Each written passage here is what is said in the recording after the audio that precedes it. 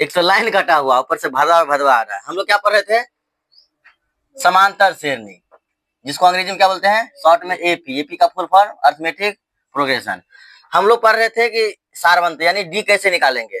देखिए, जब तक डी नहीं निकालिएगा आगे एपी नहीं बनेगा। तो सबसे पहले हम लोग ये समझेंगे कि सारवंत किसे कहते हैं। कह रहा है यह निश्चित संख्या किसका होगा? समांतर श्रेणी, यानी समांतर श्रेणी का एक निश्चित संख्या होगा, उसी को हम लोग क्या बोलेंगे? सारवंतर बोलेंगे।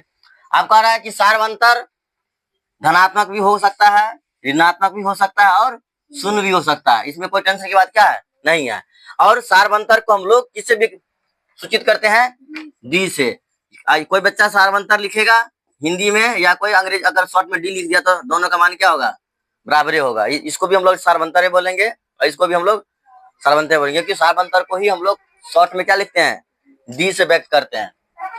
चलिए, डी का फॉर्मूला क्या हो जाएगा? आपको यहाँ पे दे दिया है A2 माइनस A1, यानी अगला पद से क्या, पीछे वाला पद हमेशा घटेगा। देख लीजिए, 2 में से 1 घटा है, 3 में से 2 घटा है, यानी जस्ट अगला पद में से क्या होगा? पीछे वाला पद घटेगा। यही इसका फॉर्मूला हो गया A2 minus A1, A3 minus A2 dot dot कहाँ तक? AN minus 1। कोई दिक्कत? चलिए, यहाँ पर हम ये भी लिख दिए हैं कि A1 A2 A3 जो है वो हमारा समांतर श्रेणी का क्या है? पद है, यानी 1 पद, 2 पद, 3 पद, 4 पद। कल बताया था ना कि समांतर श्रेणी में जितना भी अंक है वो क्या कहलाता है? पद कहलाता है। चलिए, आप हम एक उदाहरण से आपको समझाते हैं कि हम यहाँ पर डी कैसे निकालेंगे। डी आराम से सीख जाइए, डी नहीं निकलेगा फिर आगे नहीं बनेगा। हम लोग आज सीखेंगे डी निकालना। हमारे पास एक पहले से एग्जाम्पल लिखा हुआ है, 200, 250, 300, 350 डॉलर कहाँ तक? 750 तक है। और डी का फॉर्मूला भी हमारे पास क्या है? पता है नहीं? डी क्या कहता है? अगले मत से पिछले को घटाना है। तो देखिए, सबसे पहले हम इसको समझेंगे कि ये मेरा इसमें जितना भी समांतर श्रेणी में अंक लिखा हुआ है वो पद कहलाता है। क्या कहलाता है? तो ये क्या हो जाएगा? A1। देखिए, एक लाइन में बहुत सारा व्यक्ति है, इसको नाम देना क्या जरूरी है, इसलिए पहला क्या बोलेंगे? A1, दूसरा क्या बोलेंगे? A2, तीसरा को, चौथा को, इसी तरह कहाँ तक चला गया? AN तक चला गया। कोई दिक्कत? चलिए, अब हमको डी निकालना है। तो डी निकालने के लिए हमको देखिए, A1 का मान हमको पता है कितने है? बोलिए 200। A2 मान कितने है? 250। तो डी का फॉर्मूला क्या कहता है? A2 minus A1। A2 कितना है?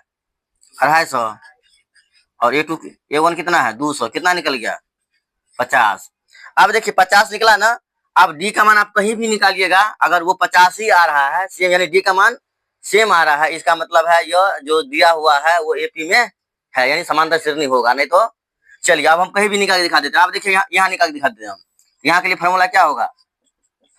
A4 माइनस A3, जस्ट अगला में से पिछला। तो कितना है? A4 350। 350 है और माइनस 300, देखिए कितना आ रहा है? 50।